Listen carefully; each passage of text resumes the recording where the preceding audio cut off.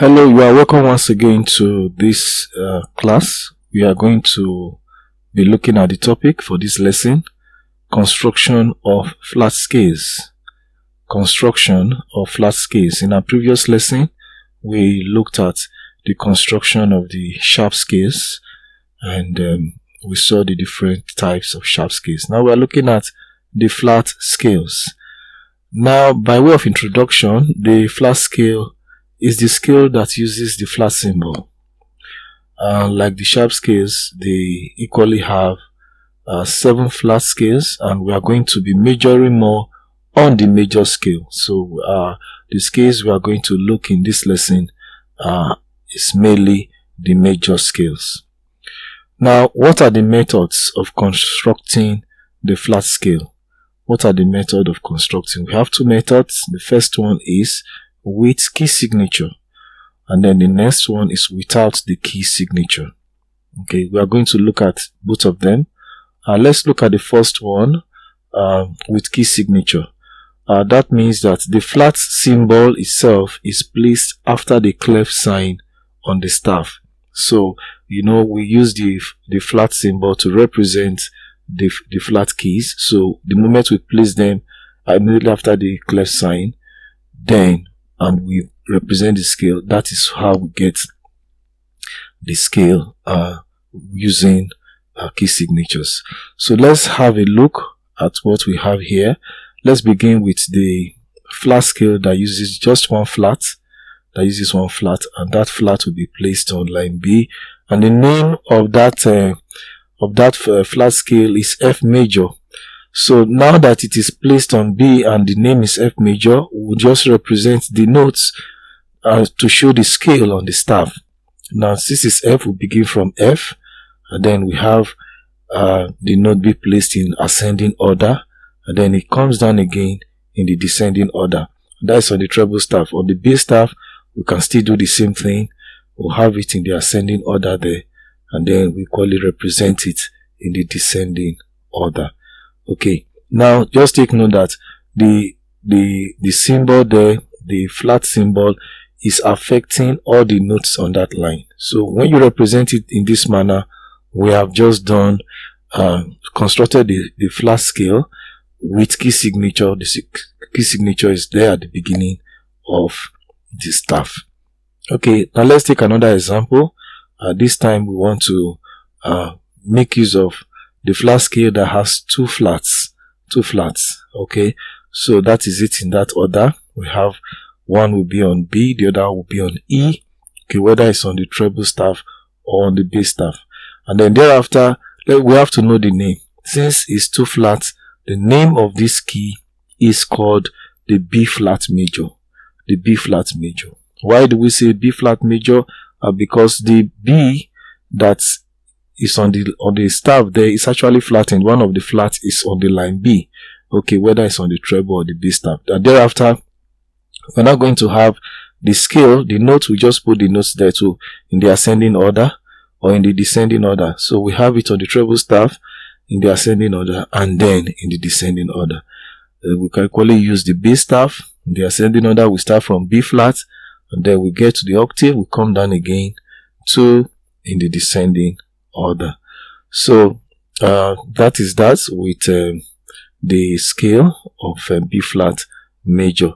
Now we are equally going to represent all the others. How do we do it for the others? We've just done that of 1 flat and that of 2 flats.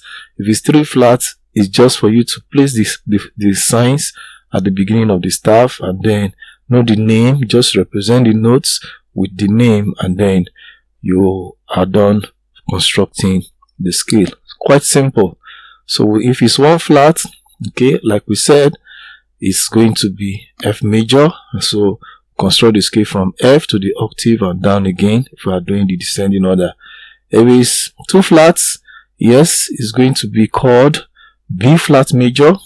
And then we start from B flat, we end at B flat and the octave. If we are equally coming down in the descending order, we do the same.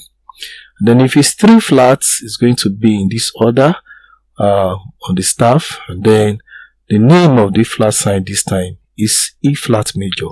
It's E flat major. That means we start from E flat, get to E flat just in that same order. And then if it's 4 flats, it will be in this order.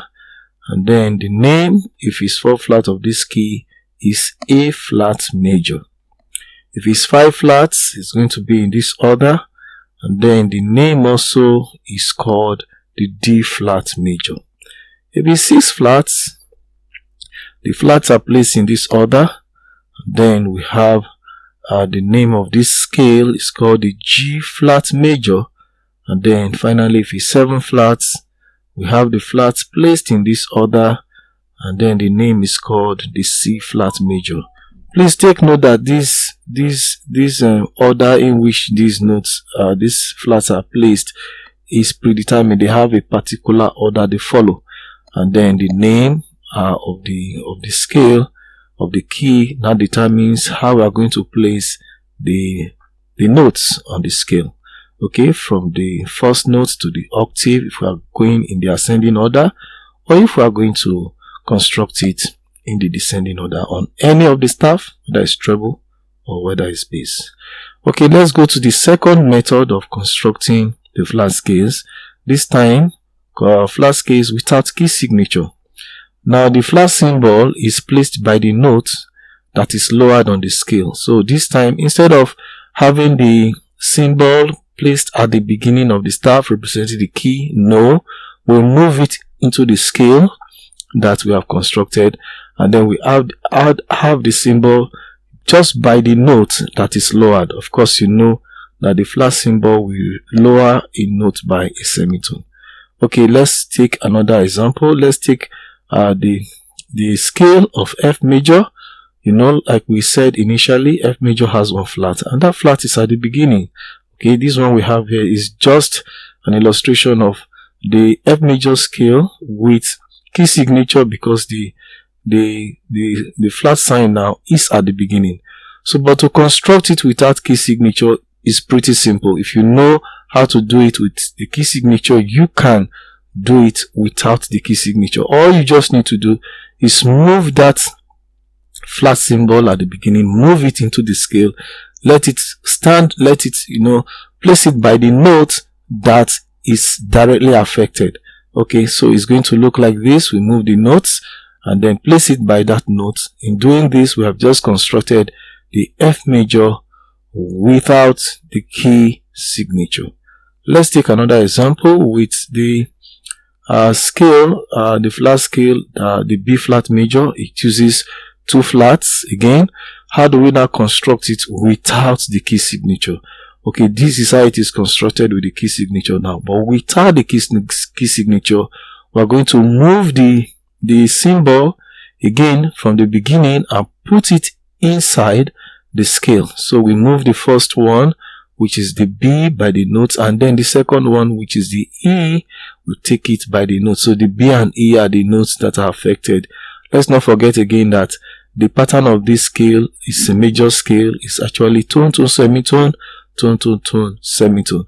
Now this symbol, the flat symbol that has been placed inside the scale, is affecting that particular note, whether it's in the ascending order or in the descending order. Anywhere that note is on that staff line or space, the note is going to be affected by the flat symbol. So now let's now go to have a summary by looking at the order of the flats. Let's know how the flats are placed on the staff for the flat scale. So if it's just 1 flat, that flat is going to be placed on B. And now that is the order. If it's 2 flats, it's going to be on B and E. If it's 3 flats, it will be on B, E, and A. If it's 4 flats, we have B, E, A, and D. If it's 5 flats, we have B, E, A, D, and G. If it's 6 flats, it will be E, A, D, G, and C. And then if it's 7 flats, we have it in this order: B, A, D, G, C, and F. Okay. We can easily remember this. We have mnemonics we have developed that can help you to easily remember the order of the flats. Okay, so you can develop yours. So the mnemonic we have is battle ends, battle ends and battle ends and down, battle ends and down goes, battle ends and down goes Charles, battle ends and down goes Charles' father. So if you know the mnemonic for all 7 flats, you can easily deduce the other ones for the other flats. Okay, so that just help you to remember. You can develop yours and use it to remember the order of the flats. Now, having known the order of the flats, we need to know the name. Remember, the name of the key actually help us to know how to place the note on the scale, because it's with the name you arrange the notes. Okay, you know which one is the first, which is the second, and all, and you know to the octave. If you are going to go in the descending order, you bring it down again.